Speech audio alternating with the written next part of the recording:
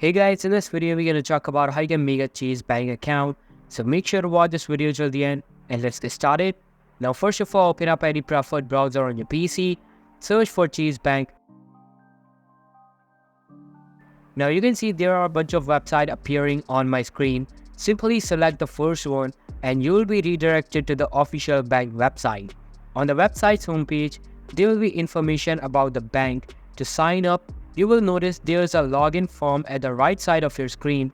Simply click on Enroll Embed at the bottom of the form to start creating your account. You will be redirected to another page on your browser.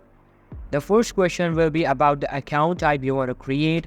It can be a personal, business, or commercial account. After selecting the account type, enter your account, card, or application number in the first field. Then in the second field, enter social security number, but if you don't have it, you can enter your birth date. Now create your username according to the requirements and click on next. On the next page, it will ask you to enter your password and contact information. After entering them, click on continue and your account will be created. To log in, open up a new tab on your browser, search for chase.com and enter your username and password to sign in. That's how you can make a Chase Bank account. So that's all for today's video. Hope you liked the video. I'll be meeting you in the next one. See you soon. Bye.